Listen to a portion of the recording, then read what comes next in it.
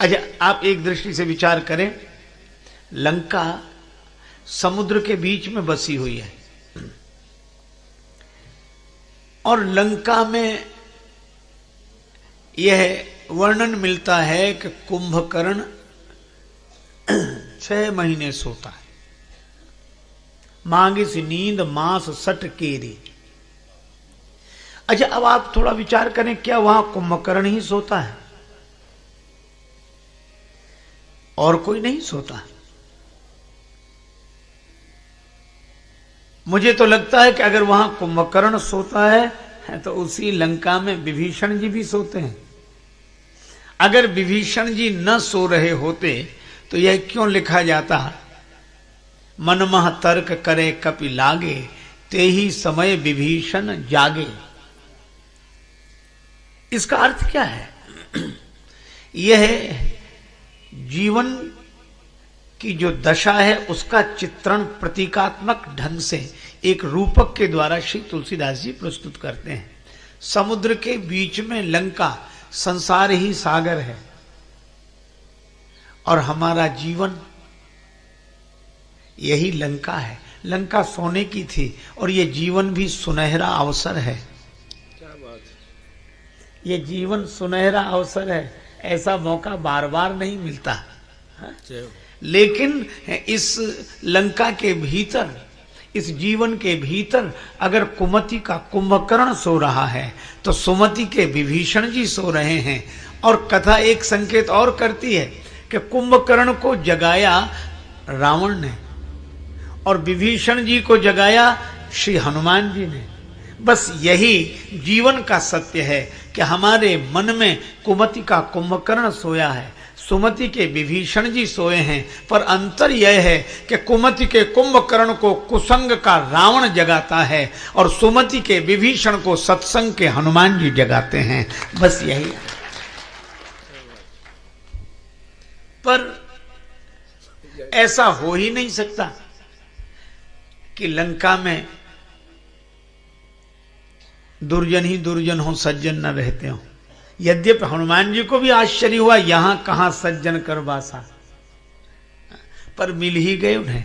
विभीषण जी मिल गए और त्रिजटा मिल गई।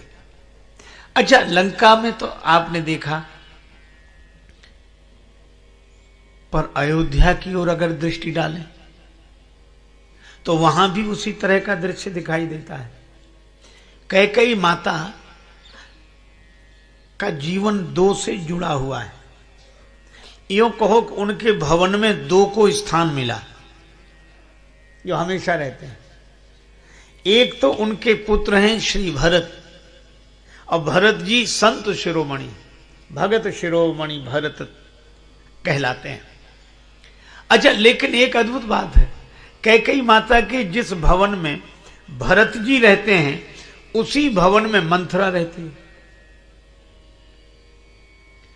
अब भरत जी पूरे संत हैं, सब संत के लक्षण भरत जी में और असंत के सब लक्षण मंथरा में। देखो, भरत जी को भी एक बीमारी हुई। कौन सी? श्री भरत जी स्वयं कहते हैं,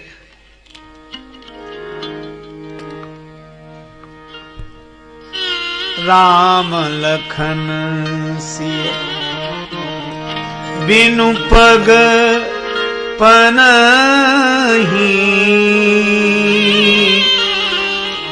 करि मुनि बेश फिरहि बन बनहि। श्री सीताराम जी के, लक्ष्मण जी के दुख की कल्पना से ही यही दुख दाह दहई नित छाती,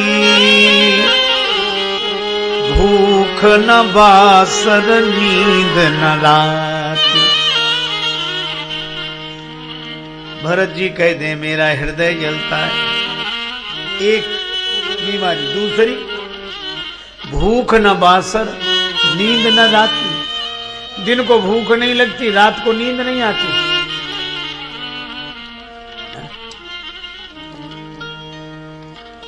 मंथरा कहती यह तो बीमारी हमको भी हुई है, लक्षण मिला ना। भरत जी कहते हैं यही दुख दाह दहाई नित छाती, भूख न बासर नींद न राती। और मंथरा की क्या हालत? पूछा ये तैयारियां कैसी हैं नगर में? किसी ने कहा कि राम जी का युवराज पद पर अभिषेक हो रहा है। बस पूछे सी लोगन काह उछाहू,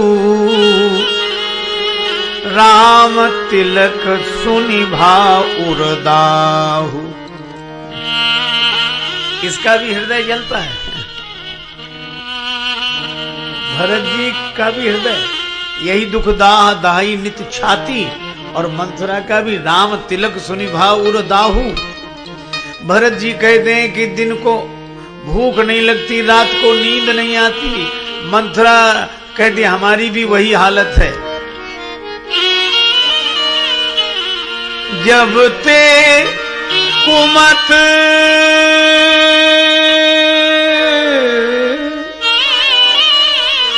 सुना में स्वामिनी, भूख न बासर नींद न जामी। मुझे भी दिन को भूख नहीं लगती, रात को नींद नहीं आती। अच्छा, लक्षण तो एक मिल रहे हैं पर कारण अलग अलग हैं। भरत जी का जी जलता है राम जी का दुख देखकर, और मंथरा का जी जलता है राम जी का सुख देखकर। भरत जी को भूख नहीं लगती, दिन को रात को नींद नहीं आती। क्यों? क्योंकि श्री राम जी को वन मिल गया। और मंथरा को दिन को भूख नहीं लगती, रात को नींद नहीं आती, क्योंकि राम जी को युवराज पद मिला जा रहा है। अब आप देखो, लक्षण एक से हैं पर कारण अलग अलग हैं। देखो, संत भी दुखी होते हैं और असंत भी दुखी होते हैं, पर अंतर यह है कि जो दूसरे का दुख देखकर दुखी हो वह संत, और जो दूसरे का सुख देखकर दुखी हो, अब मैं क्यों कहूं, आप स्वयं समझ लीजिए कि वह कौन है। जिससे दूसरे का सुख न देखा जाए। जय हो। और आज तो सबसे बड़ी समस्या यही है कि आज का आदमी अपने दुख से उतना दुखी नहीं है जितना दूसरे के सुख से दुखी। अब ये मंथरा की वृत्ति है। दशरथ जी दे रहे हैं, राम जी को मिल रहा है, पिता दे रहा है, पुत्र को मिल रहा है, प्रजा की सम्मति है, गुरु जी का आशीर्वाद है, सम्मति है, पर इसको बीच में ही परेशानी है। देखो, संत कौन जो अकारण प्रसन्न रहे, और असंत कौन जो अकारण परेशान रहे। खुद रहे परेशान, दूसरे को भी परेशान करे है? तो भरत सत्संग के रूप हैं और मंथरा कुसंग का रूप है। क्योंकि तुलसीदास जी ने कहा है कि कैकेयी माता जब मंथरा के प्रभाव में आई तो को न कुसंगति पाय नसाई। कुसंग, अच्छा, इसका अर्थ क्या हुआ कि सत्संग और कुसंग दोनों एक भवन में, सुमति कुमति दोनों एक भवन में, सुमति के भरत और कुमति की मंथरा। अच्छा, एक बात और सुने, जिस भवन में माता कैकेयी हैं उसी भवन में सुमति के भरत, उसी भवन में कुमति की मंथरा। और आश्चर्य यह है कि श्री राम जी भी सबसे अधिक कैकेयी माता के ही भवन में रहते हैं।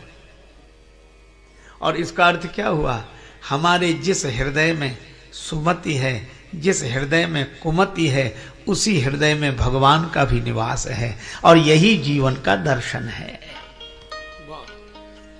और यह जीवन, और इसीलिए जीवन जटिल है।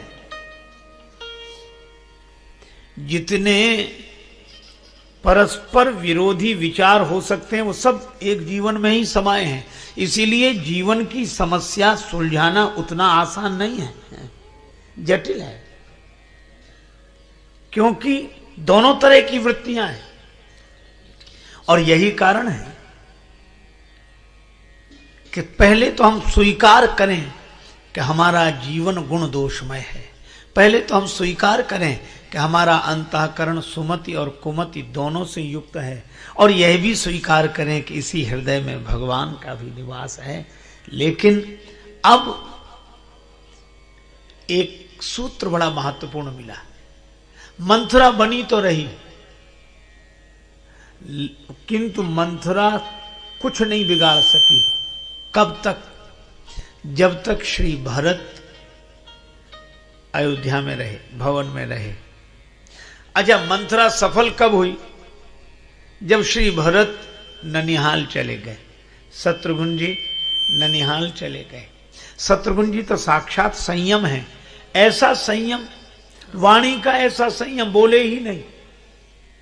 और भरत जी सत्संग के स्वरूप हैं। इसका अर्थ है कि जहां सत्संग है वहां संयम है। भरत जी आगे आगे चलते हैं, शत्रुघ्न जी पीछे पीछे। सत्संग के पीछे पीछे संयम चलता है। अगर जीवन में सत्संग आ जाए तो संयम तो पीछे पीछे आ ही जाएगा। और इसलिए भरत जी के बिना शत्रुघ्न जी नहीं रहते, सत्संग के बिना संयम नहीं रहता। संयम तो सत्संग का अनुगामी है। और ये दोनों चले गए ननिहाल। और जैसे ही भरत जी दूर हुए, वैसे ही मंथरा अपने षड्यंत्र में सफल हो गई। जीवन का भी सत्य यही है कि कुमति बनी तो रहती है, कुसंग बना तो रहता है, पर सफल नहीं हो पाता हमारा जीवन नष्ट करने के लिए। कब तक? जब तक सत्संग हमारे साथ रहता है। और जब हम सत्संग को जीवन से दूर कर देते हैं तो फिर कुसंग अपने षड्यंत्र में सफल हो ही जाता है। सुमति दूर हो जाती है तो कुमति सफल हो जाती है। अच्छा देखो, एक बात और निवेदन करूं, बड़ी व्यवहारिक बात है, पर शायद जीवन की गंभीर समस्या को समझने और सुलझने के लिए महत्वपूर्ण सूत्र भी है। एक बार एलोपैथी के विशेषज्ञ एक डॉक्टर से हमारी बात हुई। स्वास्थ्य अनुकूल नहीं था तो उनके पास गए। तो डॉक्टर ने कहा कि आपको डायबिटीज है? हमने कहा हाँ है, तो कई वर्ष से। हमने कहा। तो उन्होंने कहा एक बात आपको बताएं, आप किसी मंत्र, ताबीज, भभूत, झाड़ फूंक आदि के चक्कर में मत पड़ना, ये डायबिटीज मिटेगी कभी नहीं। तो हमने कहा यह तो परेशानी की बात है। उन्होंने कहा परेशान होने की जरूरत नहीं, डायबिटीज मिटेगी नहीं, पर आप एक काम करना। क्या? तो उन्होंने कहा कि दवा खाते रहो, दवा खाते रहो और परहेज करते रहो, तो ये मिटेगी नहीं पर कंट्रोल में बनी रहेगी। बात साधारण सी है, उन्होंने डायबिटीज के संदर्भ में कही, पर मैं इस बात को कभी नहीं भूलता। मुझे लगता है कि शायद जीवन के लिए भी यही सत्य है। उन्होंने कहा कि डायबिटीज मिटेगी कभी नहीं, दवा खाओ, औषधि खाओ और परहेज करो, कंट्रोल में रहेगी। मैं भी आपसे कहता हूं कि यही सूत्र मन की बुराइयों के संदर्भ में भी है। ये काम, क्रोध, मद, लोभ, मोह, मत्सर, काम, क्रोध, लोभ, मोह, मद, मत्सर, ये मिटेंगे कभी नहीं। सत्संग की दवाई खाते रहो, कुसंग का परहेज करते रहो तो कंट्रोल में बने रहेंगे। ये मिट तो सकते नहीं, इनको मिटाने वाले मिट गए। जय जय। इसलिए छाड़ी मन हरि विमुखन को संग, छाड़ी मन हरि विमुखन को संग, हरि विमुखन को संग, हरि विमुखन को संग, छाड़ी मन हरि विमुखन को संग, छाड़ी मन हरि विमुखन को संग, छाड़ी मन, छाड़ी मन, हरि हरि विमुखन को संग, छाड़े मन हरि विमुखन को संग।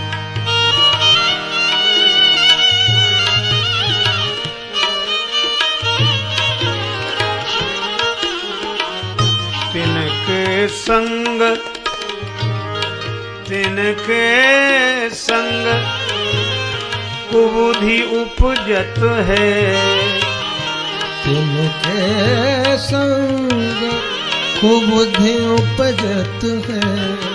परत भजन में भंग छाड़ी मन हरि विमुख को संग छाड़ी मन हरि विमुख को संग छाड़ी मन हरि विमुख को संग।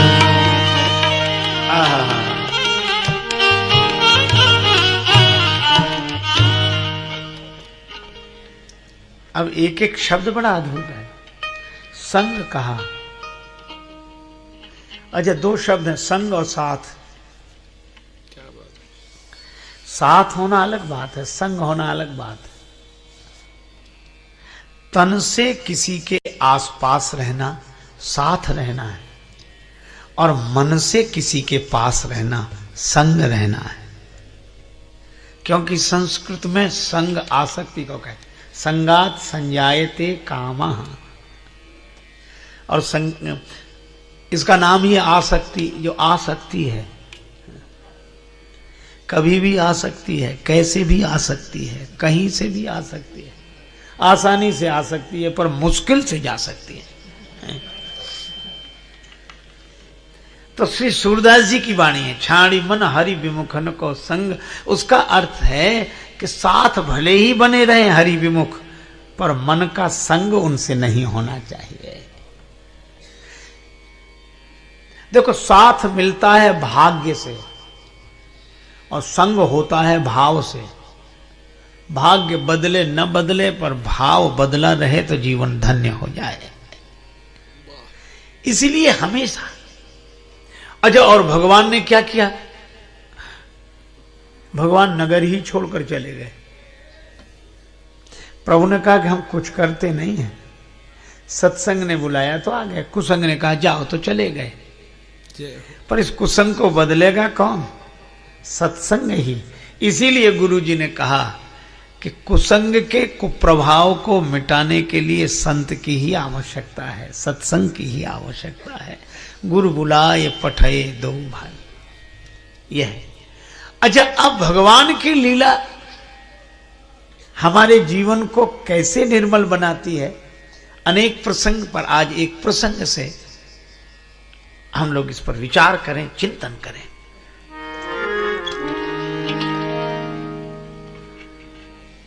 महाराज दशरथ के मन में एक विचार आया, और वह भी क्यों आया? राजसभा रघुराज विराजा,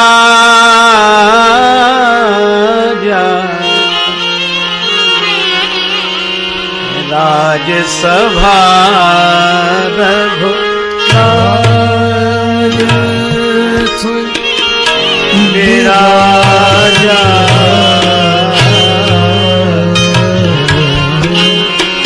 राजसभा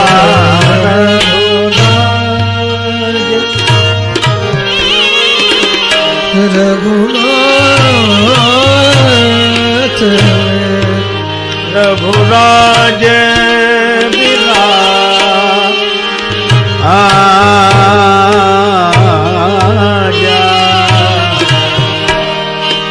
राजसभा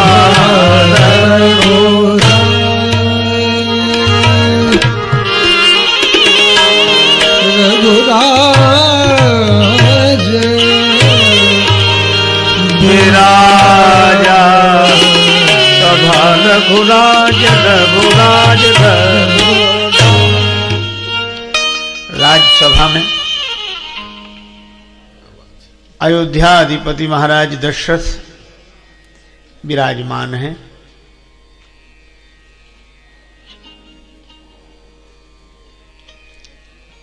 दरबारी जन विराजमान हैं। अच्छा, सभी प्रशंसा कर रहे हैं।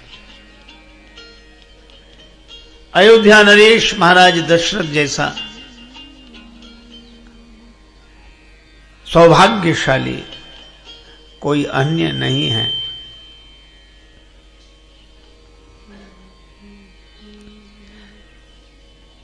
कुछ लोग महाराज की प्रशंसा करते हुए भी कह रहे हैं कि अयोध्याधिपति आप जैसे तो आप ही हैं, आप बड़े महान हैं, आप जैसा महिमा में महिपाल कोई दूसरा हुआ ही नहीं। इस तरह की चर्चाएं जो प्रायः दरबारी लोग करते हैं वे भी कर रहे थे। पर आश्चर्य है कि उसी समय महाराज दशरथ ने दर्पण उठाया और अपना मुख देखने लगे। राय सुभान मुकुर कर लीना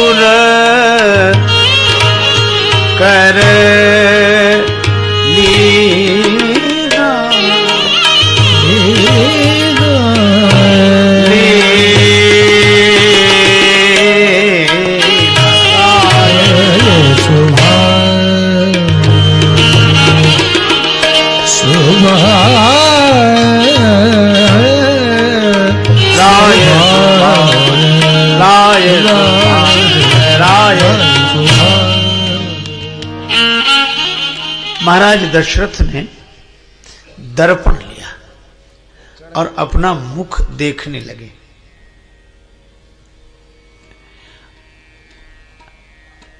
श्री रामचरितमानस के एक अनोखे मर्मज्ञ मनीषी का भाव है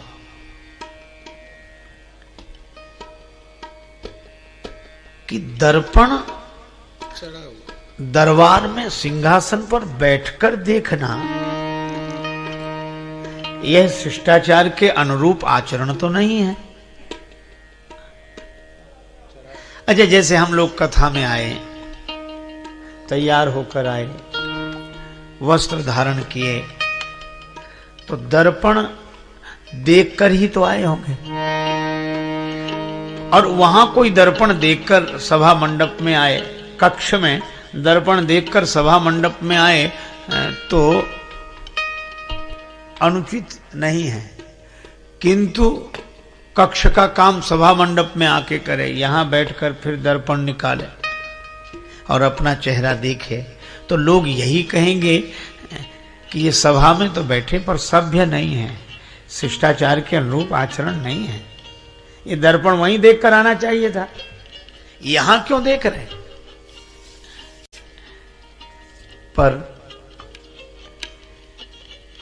महाराज दशरथ जैसे विवेकी पुरुष सिंहासनासीन हैं और उस समय दर्पण में अपना मुख देख रहे हैं, तो यहां कुछ विशेष बात है।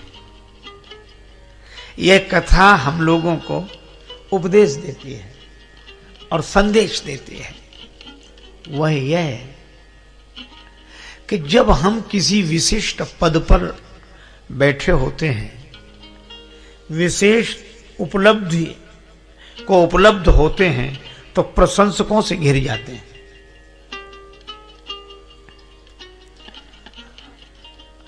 विशेष व्यक्ति की प्रशंसा भी विशेष होती है। दशरथ जी सिंहासन पर बैठे हैं तो सभी प्रशंसा कर रहे हैं कि आप जैसा कोई राजा नहीं, आप जैसा कोई राजा नहीं। अच्छा, उसी समय दशरथ जी दर्पण देखते हैं, इसका अर्थ यह है कि हम किसी विशेष पद पर बैठे हों और प्रशंसकों से घिरे हों, उस समय विचार के दर्पण में अपना चेहरा अवश्य देखना चाहिए कि यह प्रशंसा सही हो रही है कि गलत हो रही है, यह प्रशंसा सत्य है या असत्य है। और सही बात, अच्छा दर्पण भी तब देखा जब बैठे हैं सिंहासन पर, तभी, क्योंकि तभी तो प्रशंसा हो रही है। अच्छा जब बैठे हो तभी तो देखना चाहिए, और जब उतर जाएंगे तब तो दूसरे ही दर्पण दिखा देंगे, फिर हम क्या दर्पण देखेंगे। और दशरथ जी ने दर्पण देखा, हम लोगों को क्या संदेश मिला? हमारी भी बड़ी महिमा गाई गई। महिमा तो यही गाई जाती है, देव दुर्लभ शरीर। यह तो प्रशंसा जो हो रही ठीक है, पर हमें भी तो विचार के दर्पण में अपने जीवन को देखना चाहिए। क्या इस प्रशंसा के अनुरूप हमारा मानवोचित आचरण है? क्योंकि प्रशंसा वाले तो प्रशंसा करते ही रहेंगे।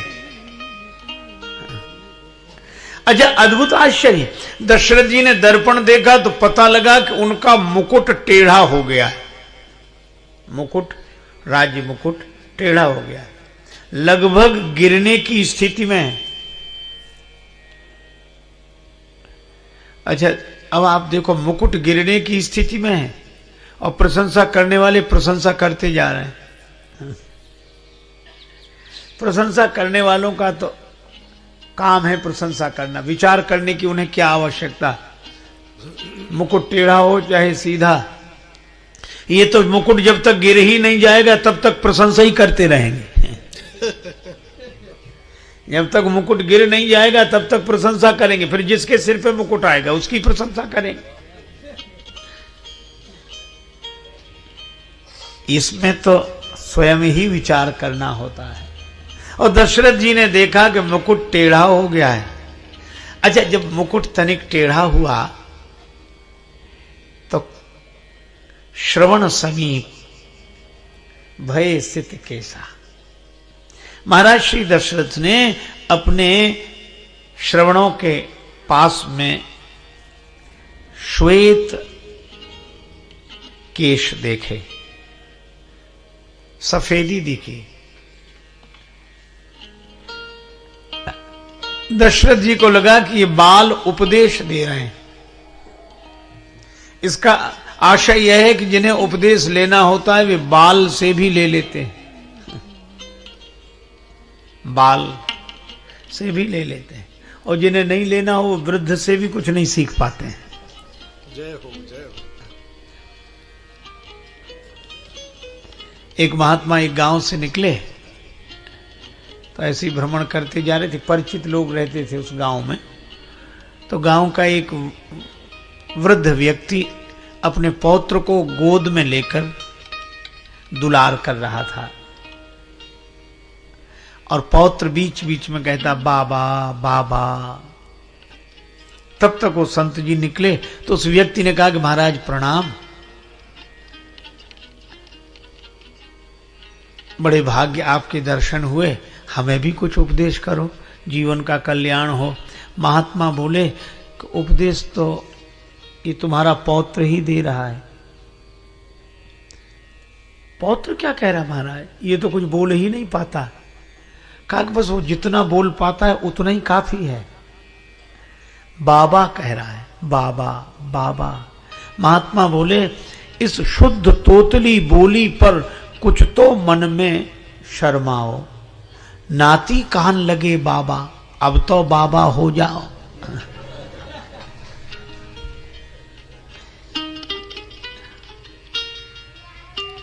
महात्मा जी ने सोचा कि मैंने ऐसी अचूक बात कही है, इस पर अवश्य प्रभाव पड़ेगा। पर वह आदमी भी कम विचित्र नहीं था। वह कहने लगा कि महाराज हम तो रोज सोचते हैं कि बाबा हो जाए। जब जब ये पौत्र गोद में आता कहता बाबा बाबा, तो लगता है कि बाबा हो ही जाए, फिर होते क्यों नहीं हो। कहा कि महाराज दूसरी कठिनाई है, जब जब हम बाबा होने की बात सोचते हैं पौत्र की तोतली बोली से प्रभावित होकर, तभी बेटी का बेटा गोद में आ जाता है। वो कहता नाना नाना नाना। अब जिन्हें उपदेश ग्रहण करना ही नहीं है। पर महाराज दशरथ बाल से भी उपदेश ले लेते हैं।